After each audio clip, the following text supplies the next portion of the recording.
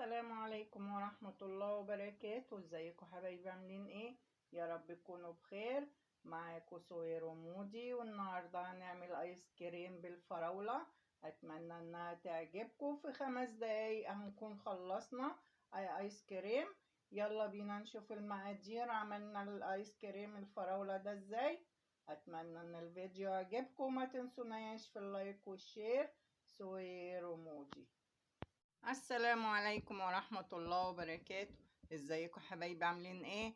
يا رب تكونوا بخير.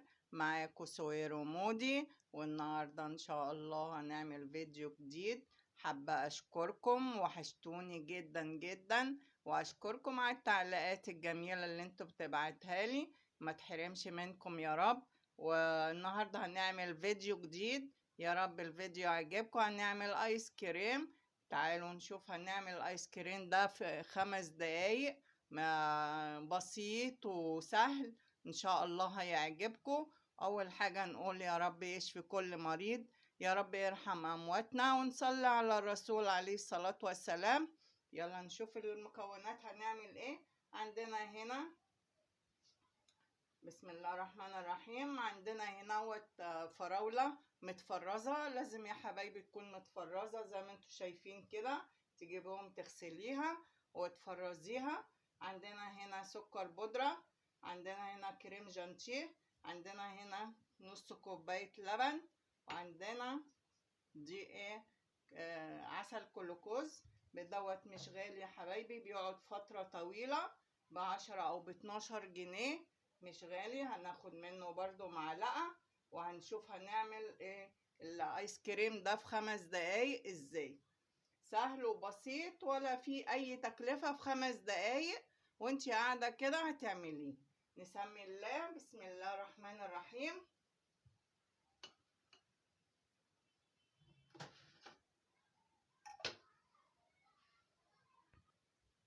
عندنا هنا الفراولة متفرزة.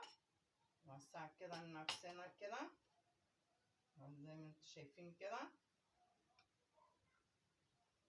منحطهاش بالمية بتاعتها.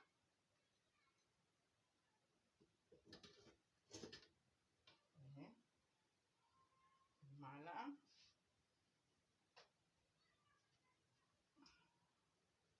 انا سايباها شوية تفك كده.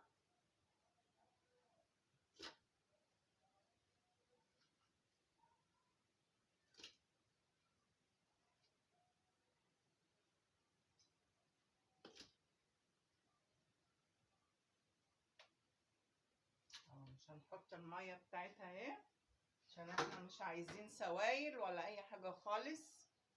ونفك برضو الايه دوت عشان الخلاط او الكبة.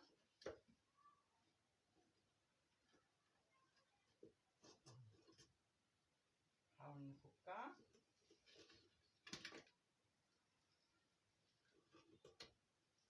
لازم تكون متلجة.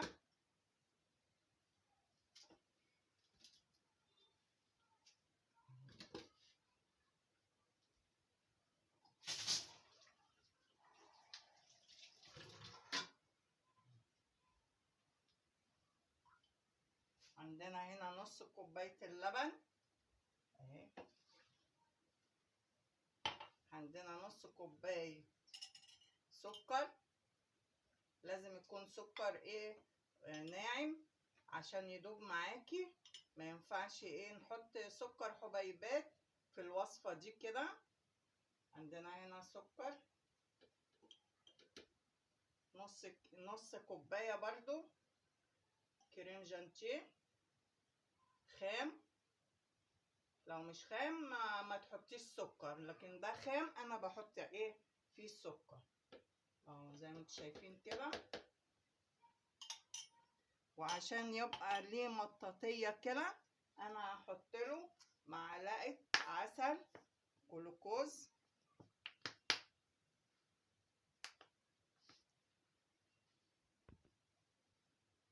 اهو. معلقة جلوكوز البديل بتاعها.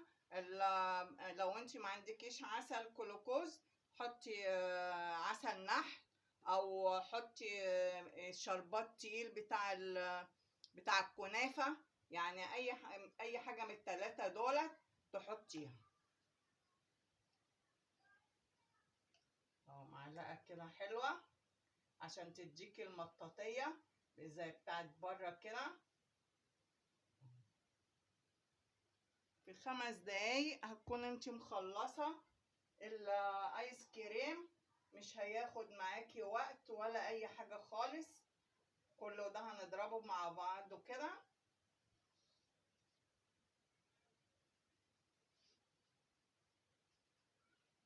انا هضربه واوريهولكم. وكده خلصنا الايس كريم زي ما انتم شايفين كده. عايزه تحطي له لون غذائي زي ما انت عايزه.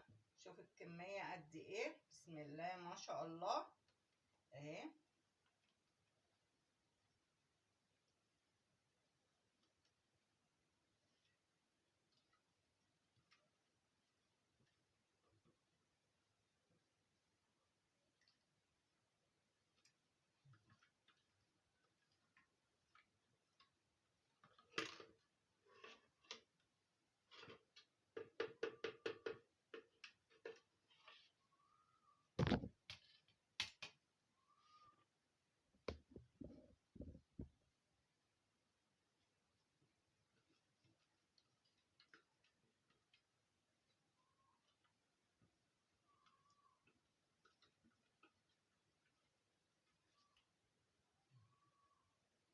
كده خلصنا. هنيجي نعمله بقى ازاي. هنحط كيس نايلو كده بتاع تلاجة اهو، نقفل عليه عشان ما يبقاش فيه تلج من جوه.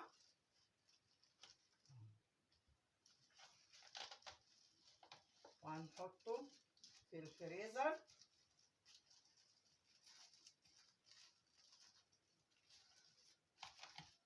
اهو زي ما انتم شايفين اهو. خلصناه، ما خدش معانا وقت ولا اي حاجة خالص. هنحطه في الفريزر ونشوفه بقى بعد ما يطلع من الفريزر. ودلوقتي بعد ما خلصنا الايس كريم بيتنا ليلة زي ما انتم شايفين اهو، تحفة. اتمنى ان يعجبكم الفيديو. ما تنسوناش في اللايك والشير. سهير ومودي، والله جميل جميل جميل. شايفين؟ واشكركم، والسلام عليكم ورحمة الله وبركاته.